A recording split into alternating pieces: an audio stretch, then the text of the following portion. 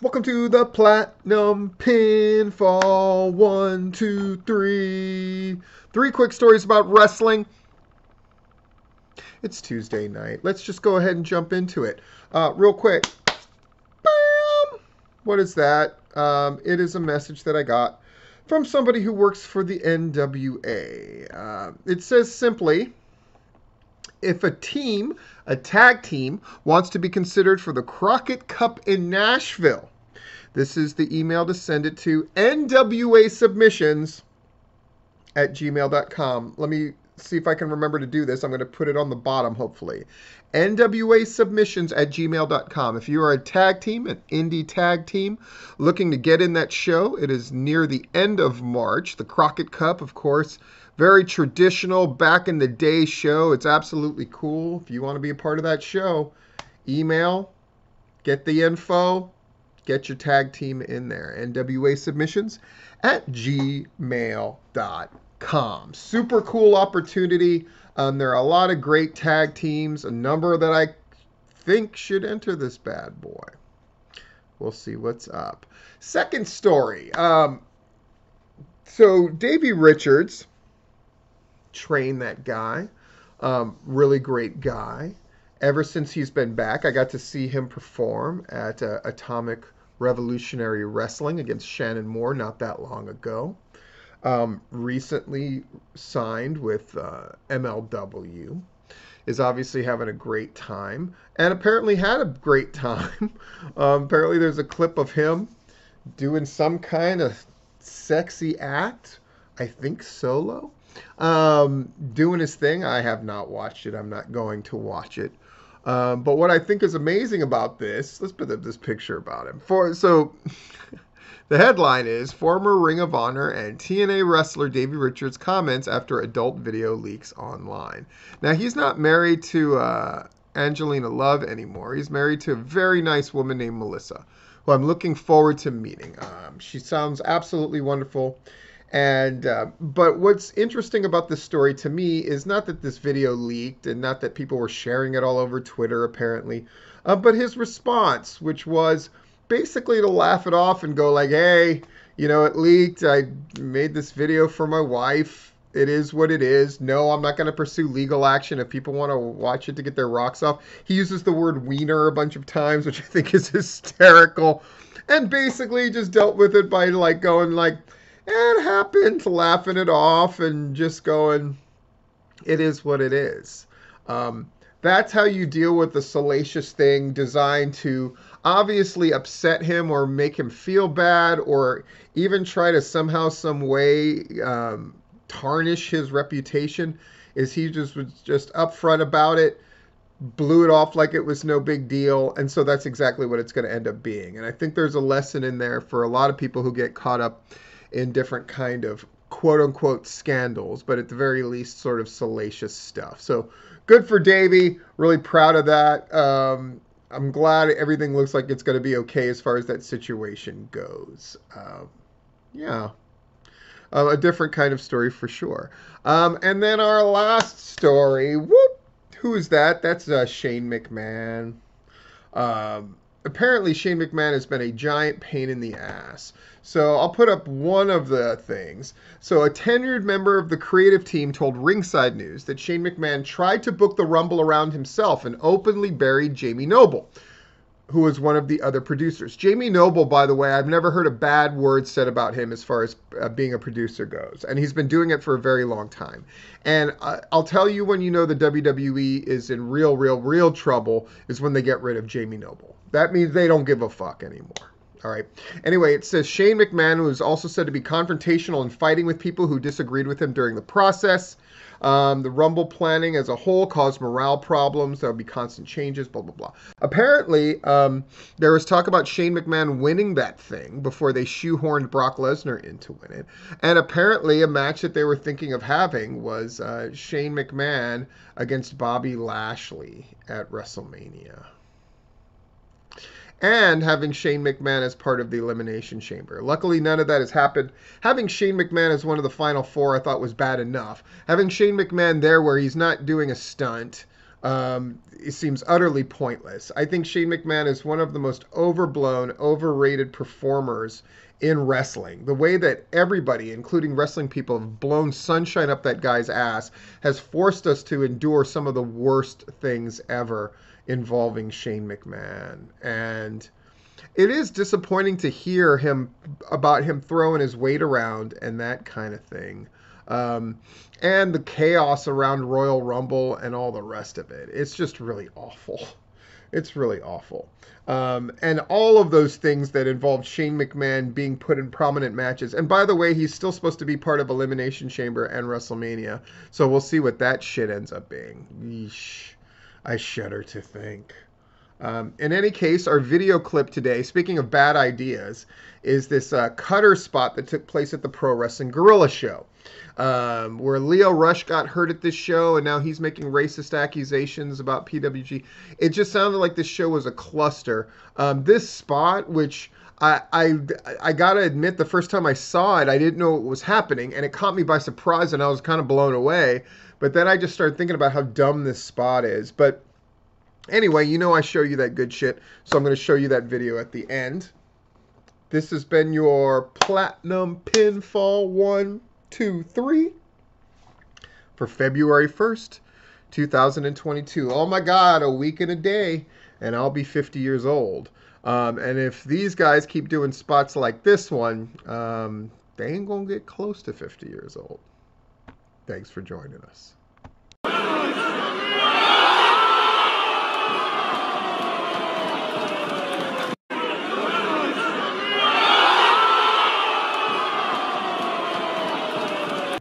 Boom. What is that? That's Jon Moxley against Brian Kendrick, but it's not happening. Why is it not happening? We're actually going to have that video at the end. Basically, they found out Brian Kendrick, anti-Semitic comments, that it goes... Brian Kendrick has always been a conspiracy theory guy, and a guy who I remember once when they had the wellness policy in the early days, he tested in excess of like a dozen times for hallucinogenics and all that kind of stuff. That is what it is about Brian Kendrick, but it's the anti-Semitic stuff that came out in the last day that really sunk him, and it was based on an interview that he did that actually wasn't for a wrestling thing at all. And you'll hear those, I'll have the clip at the end, just so you know. So they're going with Wheeler Yuta against Jon Moxley, which people, I guess, will probably be disappointed about, but at least Danhausen will be there with Wheeler Yuta, and probably Orange Cassidy as well. So crazy, crazy stuff, and a good lesson to wrestling people, or just people in general. Like, have your shit together. Just have your shit together. And for God's sakes, be careful of what gets recorded, for goodness sakes. I mean, I'm glad we know about Brian Kendrick at least, and he certainly doesn't deserve to have that kind of platform. What a schmuck. All right. Our next thing is a follow-up. Boom, Shane McMahon gone from the WWE. Why? Apparently it's mostly related to the all his stuff about the Royal Rumble that I talked about, I believe, yesterday. So a lot of people love to say, like, oh, Steve doesn't know what he's talking about, or he's just getting stuff off of news sites. And it's true that it's basically I'm covering the news stuff that interests me, but I also follow up with the people that I know that work here, there, and the other. And a lot of people got to be witness to Shane McMahon's idiocy that weekend, and now he is gone as well. And obviously it was severe enough that they got rid of him. Which just feels really crazy to say, right? Shane McMahon fired from the WWE. What a crazy wrestling time we are living through. Boom. And then this one. Ooh, Jade Cargill. I put up two things about her. Is a couple of things that she said lately. Is she the best at social media right now? Is she the best at sort of like dropping little things and keeping the attention on? One of her things is saying that Bryan Danielson has been training her, and apparently she's not the only one. She didn't mention that. That's something that I followed up on. Can you think of a better use for guys like him and Dustin Rhodes and like Jim Ross chiming in with stuff. I think it's absolutely amazing. Jade Cargill, with the thought of her in-ring getting even better, is very interesting. And then her declaration that she would love to wrestle Bianca Belair, I think is really cool because it invites the obvious comparisons that a number of people have already made. But I think there's something really great about her, like her knowing how to say the right stuff, her pointing out Bianca Belair and her. I think it's really great. More than that, though, I made this joke, but I'm going to share it with you, and it applies. If this match happened in AEW, Jade Cargill would win it. If it happened in the WWE, I think Jade Cargill would win it as well. That's how messed up the WWE is right now. In any case, I'm going to go ahead and get this thing up. This has been the Platinum Pinfall 1, 2, 3. And now listen to, for those that are saying like, oh, Brian Kendrick, he's a conspiracy theorist, but AEW is overreacting. I don't think you'll feel the same after you see this clip. It's all there. There's the connections between the Zionists, Illuminati, the destruction of the world, even with the Jewish medics already being flown to Haiti within minutes after the earthquake, prepared, ready to go.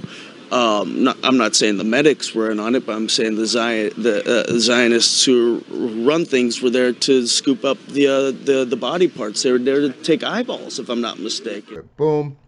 This is the big story. This is happening on Sunday. This is the Jimmy Rave Memorial. So the memorial service for Jimmy Rave, a.k.a. James Guffey, will be held this Sunday from 2 to 5 p.m. at the Lake Point Sports Complex. I think it's supposed to be sports in Emerson and Cartersville. 1 to 2 p.m. is closed for family only or people who are invited. 2 to 5 is for the general public. I saw a number of people commenting on this, and I agree with every one of the sentiments. If you are a wrestling person in Georgia and you can be there, you should be there. I myself would love to be there. I work literally every single day, unfortunately, but you got to be there. You just got to be there. I don't know what else to say. And for our video clip at the end, it's going to be a Jimmy Rave doing a spot that I had never seen before or since with a CM Punk in Ring of Honor. And that's real cool. So our next story, Nia Jax is a big dumb idiot. Now, a lot of people are getting mad because they're saying that she got a fake vaccination card and that's the reason she got fired. That's not what she's saying in the quote. She's saying that she knows, quote, a lot of sports people who have bought fake vaccination cards. So people should just know that that's happening. What she's doing is a statement defending herself, but at the very least, it feels like a dry snitch, which I don't think it exactly is, which is dumb. Or it's snitching on other people, which is also dumb. And 3, I don't think that that's true. I'm not saying that a lot of athletes aren't buying fake vaccination cards. I'm saying Nia Jax doesn't know that, and I think she's just trying to seem more in the know. It has all the telltale signs of a bullshit lie. But more than that, I mean, she has not done herself a ton of favors. She just seems like somebody who was not a net positive in the pro wrestling game and continues to be sort of a negative. And it's a good indication because there are a lot of dumb people in wrestling, but sometimes you can just say nothing. I think that's today's lesson as far as that goes.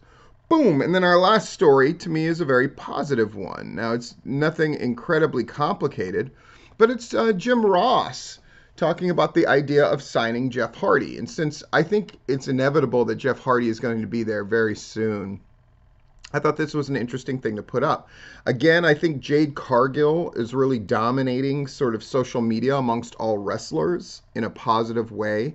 And Jim Ross, constantly commenting, is constantly saying things that help AEW. Again, his value goes beyond the commentary thing. I think there's a mentoring going on with him, and I think there's also just this thing of him being able to generate excitement and good publicity. So his quote is, I hope someday Hardy is wrestling for AEW. It's a no-brainer. Can you imagine the Young Bucks and the Hardy Boys, the Hardys and the Lucha Brothers, the Hardys and FTR, the Battle of North Carolina? I'm all for this. It's a year's worth of matches right there, easy. And that's one of the key advantages of AEW, is it feels like they have matches for days, and they sort of dole them out and then take you on interesting directions with people.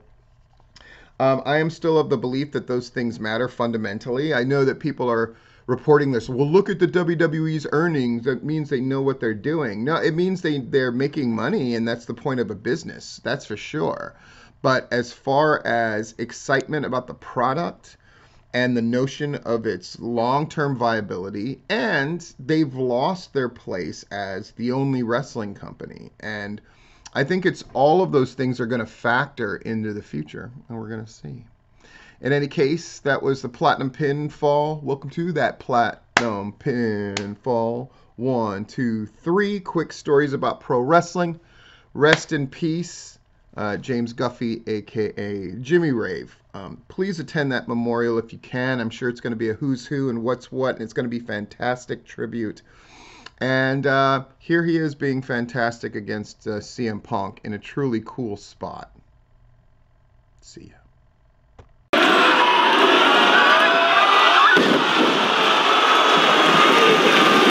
First story. Gunther Walter. I'm going to find out for myself this Tuesday what's going down. But this story is about how every time Gunther, a.k.a. Walter, comes out for NXT, they just chant Walter at him.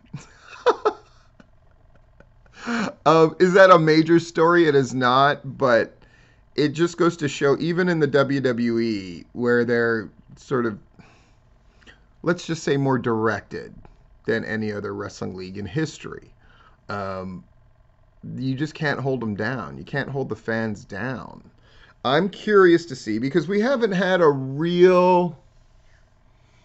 It feels like this WrestleMania will be the first one that's really not under the auspices of COVID, even though COVID's still around and that kind of thing. This feels like it's going to be the first full-blown event in Texas. And that means you're going to get the first full-blown Raw the next night. And I bet you that crowd is going to be openly defiant in that way that they tend to be, especially in Texas. So I'm curious what that's going to manifest. But this Walter thing, I'm going to be there at NXT myself, since I'm able to actually check it out. And I will let you know if this trend continues. It's interesting to me. What is that? That is the new podcast that's going to be happening called Wives of Pro Wrestling. What the hell, Steve? What the hell? Look, a number of podcasts / vlogs or whatever are very successful right now. Most notably, I love John Moxley's wife, Renee. Her thing is on my rotation, but this is Giovanna Angle and Kim Orton, the wives of wrestlers Kurt Angle and Randy Orton, are starting their own podcast called The Wives of Wrestling. That doesn't mean they'll be using the platform to cause controversy, though. In an interview with Denise Salcedo, Giovanni Angle and Kim Orton made it clear the show would be built around having fun, not disrespecting the business. That was the chief advice, according to Angle, that her husband gave to her. Kurt knows me and Kim, Giovanni Angle said with a laugh. They expect us to do something like this. The only thing that he advised me to do is, he said, I'm friends with the boys. If you're trying to do a podcast, you got to respect the business like I do. These fans are loyal, so do not lose them. You got to respect them. I want you guys to know that we're doing this podcast. We're not going to throw our husbands, friends, families under the bus. That's not what this is about. Sounds boring as fuck to me. I'm not saying you have to bury anybody, but one of the things I do love, and I hope they take their cues from her, about Renee, is she asks the questions that you really want to hear answers to. And if this thing is just a giggle love fest, I just don't see where it's going to cut it. But time will prove me right or wrong. I'll probably give it a listen a time or two. But I listen to very few wrestling kind of podcasts. I find most of them really awful and full of just cringe takes. I think that's just the nature of the beast. This one seems like it'll be the opposite. This one seems like it's just going to be empty calories. And quite frankly, there's enough to eat in the wrestling world without empty calories. Cool. And then finally, Braun Strowman and this exchange that he had on Twitter. What a fucking doofus that guy is. Oh, Braun. So, Braun starts with, in a response to the Wizard of Wrestling, and I own your mom. What's up? He says, let me inform Raquel. And then Braun goes, she watched me do it. And then Braun goes, you're a creep. What? Over as fuck and loved by millions. So sad. Keep on being a Rollins stan. And he puts an eggplant. And he says, damn right, I'm living my best life. And then he tells a couple of indie wrestlers, you'd stab your parents in the back for a chance to even step foot where any of us have been, much less be mid. Didn't know make 6 figures. Oh my God. Didn't know make 6 figures a year mid-carding was a bad thing. But what do I know? Your job probably required to ask if you want fries spelled incorrectly with that.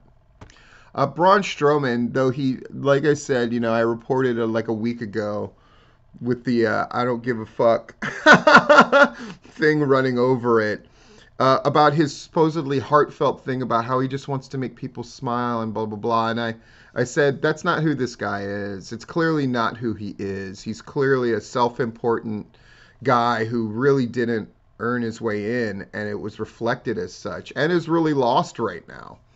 And I think that thing shows it all. The guy is as insecure as you could possibly be. And it's very, very pathetic in my opinion. But what's not pathetic is Walter's chop. So we're going to end with a clip of Walter chopping my man, Dragunov. So enjoy that clip, and we'll see you tomorrow for another edition of the Platinum Pinfall 1, 2, 3. When it comes to Braun and Nia Jax, who we talked about yesterday, and all the rest of it, when people show you who they are, believe it. Fight back now. Bombs! And there's the first time that Walter really opens up with one of those chops. Boop. Oh, David Marquez. A frequent topic of conversation. But it's always because, again, the people who are moving and shaking and doing stuff, especially in the Georgia area, I'm going to keep my eye on. Now, Championship Wrestling from Atlanta is not happening. They canceled all kinds of stuff. They said they were going to be back in February. Clearly, that's not happening. And then David Marquez put up this thing. I'm encouraged by the concern over our United Wrestling Network. Pause. It is by design. It is not by fucking design. They did not design to not run shows. Okay, that's something that was thrust upon them. He says, I've wanted to consolidate Hollywood, Arizona, and Atlanta into one program for years. Yeah, Atlanta hasn't been running for years.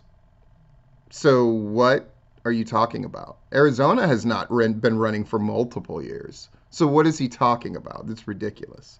We're not shutting down as few are speculating. A few, but whatever. I'm on my way to Atlanta now for meetings. Stand by for news, and thank you for always support. I mean, they're struggling. They lost their major sponsors. They lost their money mark.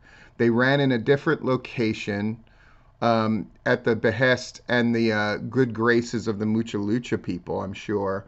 And then nothing since. And all these announcements of we're going to do show sometime in this, and now those aren't happening. These are not good signs, no matter how people want to paint it, no matter what people want to say. Does that mean that they'll never get it together? I suppose, but when we interviewed David Marquez for the podcast and the things I've seen him say since, he doesn't love the wrestling shit. And I think when you put that out there as a thing of like, I don't really love pro wrestling, I just see it as a means to an end, that's doesn't translate, man. It just doesn't bode well. And this idea that it's easy to make money in wrestling, that is so dumb. I think anybody who puts that out there is a fool, and anybody who believes them a bigger fool. Maybe Marquez and them will get it together, but you know, if I had to consult the Magic 8 Ball, I'm sure it'd say, are they going to be around in the current form of the 3 leagues? I'm sure it would be signs point to no. I often talk about the shit takes that people had, and I've talked about the shit takes that this guy, Lance Storm, has had. However, when somebody has a really great take that I wish I had, I want to emphasize that as well. Lance Storm. It's a shame the Speed TV runs through things today. In another era, the Hurt Business would have been a multi-year, long-standing faction. I agree with that in its entirety. I'm not sure it's entirely because of, you know, the speed at which TV runs. I think it's just bad management and bad creative as much as anything. But then again, he's trying to sum everything up in a tweet, so I get that as well. Yeah, the Hurt Business, I think it was pretty much universally agreed. It was one of these where the sum, you know, that they were bigger than the sum of their parts, that it was an instrumental thing in getting Bobby Lashley over as a major star. It showed, I mean, a couple of years ago, I said MVP was manager of the year for basically heading that thing up and making stuff happen. And they've really pulled their teeth about a lot of it, and it's a damn shame. Yeah, the Hurt Business is great. Really great take by Lance Storm there, and I want to give credit where it was due. And to sort of lament, it's just one of the, people often say like, oh, you're often very negative about the WWE. Well, it's fuck. Give me a reason to be goddamn positive about it. And I'll be happy to be. All right. And then our final story, a happy story about the WWE. This is Bianca Corelli, the daughter of Santino Marella. And she is signed with the WWE. And it's super cool. I've gotten to see her. I got to work with her at IWE. I got to see her at Division Pro Wrestling in Florida. And I just think it's really cool. And the reason I'm putting this story up here as well is to let people know they have auditions. They still have tryouts. You just have to be young. And so for the older wrestlers, I can understand your frustration for now of like, I don't have a chance of getting signed. And you know what? You're right.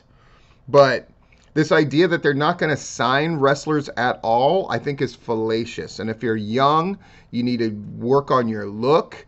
And if you want in the WWE, there's room for you. And in fact, because they're narrowing the field of who they'll take, if you fit that narrow field, your chances in a weird way are better than ever.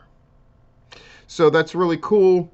That's our 3 stories about wrestling. We're going to have a little clip of probably Bianca's last appearance on the Indies before she was signed at Division Pro. Her entrance, you could see that she's got a thing. And you could certainly see why they signed her. And it's these kind of people, by the way, who are going to need the support when they get to the WWE. Because if WWE is going to pull themselves out of their quagmire as far as the appearance of the shows and the talent on the shows, it's going to be these people that do it, not the people who have no interest in being a pro wrestler and just interest in being famous. Those people almost never make it. But it's people like Bianca who, I mean, she's Santino Marella's daughter, so you know she gets it. And I can say after working with that young lady, man, she's got the goods, and she's really smart, and she's really solid in the ring. It's the little things that she does well. So she's going to be on NXT sooner rather than later. That's my prediction. In any case, this has been the Platinum Pinfall 1, 2, 3. Have a good day. And their opponent from Toronto, Ontario, Canada, Bianca Corelli. We're just going to jump right into it if that's cool with you. Bop! What is that? That's XPW. I reviewed that show, their reunion show, and it was not great. And now they are back. Apparently, they're going to do a thing. So it says XPW Wrestling is back in California for the first time in over 20 years. California. will showcase a 16-man deathmatch tournament to crown a new king featuring Shlak, G-Raver, huge names, guys, in the deathmatch world especially. Masada, Dirty Ron, Matt Tremont, wow, Sage Sin, wow. Big Joe, Eric Ryan, also set to appear. The original XPW girls, that's something I said was missing. Like, how do you have XPW and not have, like, women around? Jasmine St. Clair, oof, I've got a story about that. Veronica Kane and Jessica Darlin. Plus, we will have a very special celebration of former XPW legend and first King of the Deathmatch champion, Supreme. At least this is XPW trying to do XPW. Because what they did before, where they put on a wrestling show and all that stuff, it just didn't work. It felt unimportant. And it's very telling that they're not talking about who won their first tournament at that other show to be the champion. They're not talking about any of that. They're taking it back XPW style. And they're in California, which is where they really should have run their first show back, in my opinion. The East Coast run is considered the thing that helped kill them. So if they're not doing it in California, what's the point? So this looks like it's going to be a throwback to old, kind of cheesy and over-the-top crazy XPW. And I would be lying if I said I wasn't going to go out of my way to check it out. Okay, next. Whoop! What is that? That's a hysterical graphic of Shawn Michaels as he ascends up the Mortal Kombat line. It brings up an interesting point because Shawn Michaels is the guy who runs NXT. I'm certainly going to go out of my way to see if I can catch a glimpse of old Shawn Michaels when I'm at NXT. But he's really outlasted a bunch of people. And again, of all the crazy stuff going on in the WWE and beyond in the world of wrestling and in the world in general, the fact that Shawn Michaels is there with a position of authority of any kind when other people have gone by the wayside,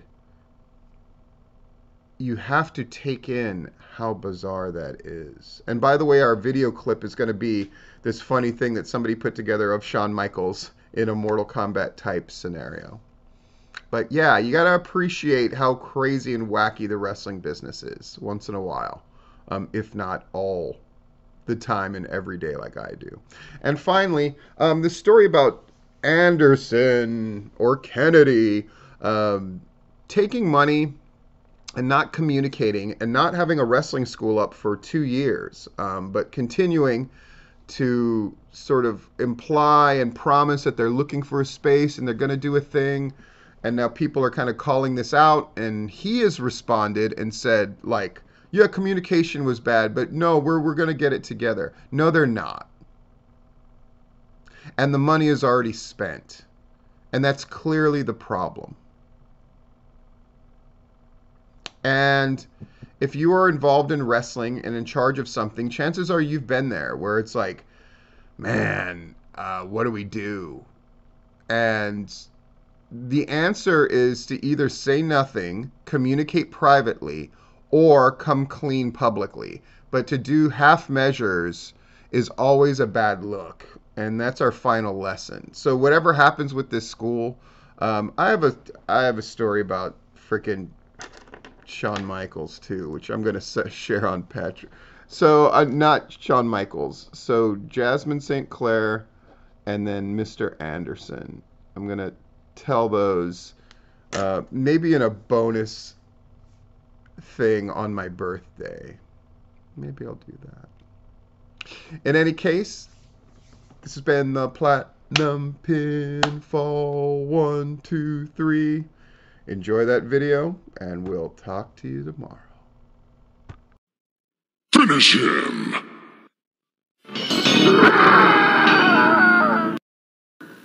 Fatality.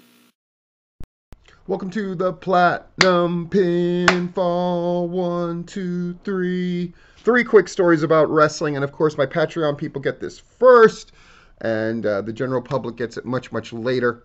So if you're seeing this on the general public offering, hell, just join my Patreon. Why not? Do I need to come up with a pithy name for the people who give me money on Patreon? I'm not going to be that guy. It's got a brand.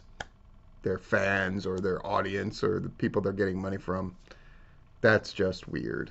3 quick stories about wrestling. Let's go. Boop. It's been a while since we've done one of these, but that's Disco Inferno. And this is his shit take.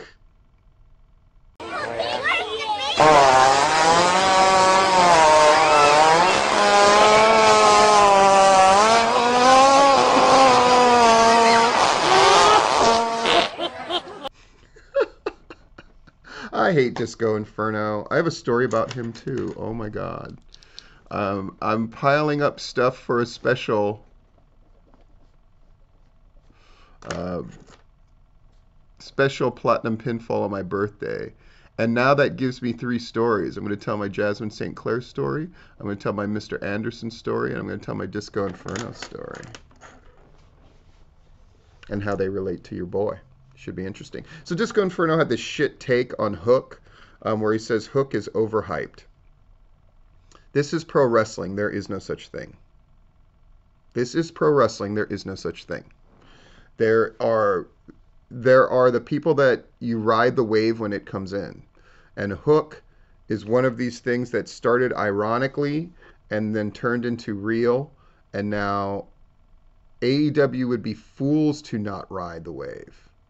And Disco Inferno being mad and saying, the people shouldn't, but the people do.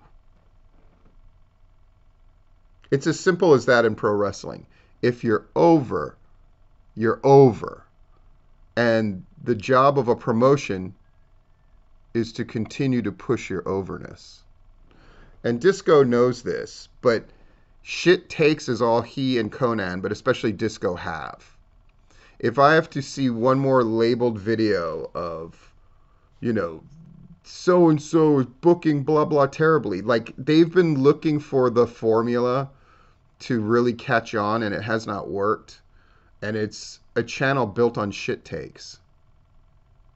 And a castle built on shit cannot stand. Ludicrous. Is Hook the greatest thing ever? The fact that I have to pause before I answer should tell you that the guy's worth a push. And I would imagine that his presence on Rampage alone this Friday will give them a boost in the ratings. And how many people can honestly say that they're needle movers, especially in clearly their first year like Hook? We should just admire it. And we should just enjoy the ride. All right. Next. Goldberg, of course, is going to take on Roman Reigns at Elimination Chamber. And then Lita's going to get a title shot as well at Becky Lynch. And this might confuse people, and this might be something that you already know, but you need to understand. The Saudis love stars from the 90s. Again, this is when they, by and large, the people who are given all this money and doing all this stuff, remember wrestling fondly, the Monday Night Wars and such. And stars from the 90s who still look like they did, or at least close enough that they can be recognized and still do anything in the ring, are in incredibly short supply. And I gotta admit that Lita's surprising me because she can still hit a moonsault. Goldberg certainly can still run people over.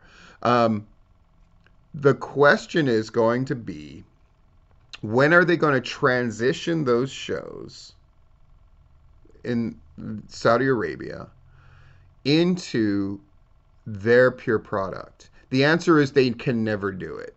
They're always going to have a third of that card that lags 20 to 30 years behind. They have to do it because that's what that audience accepts.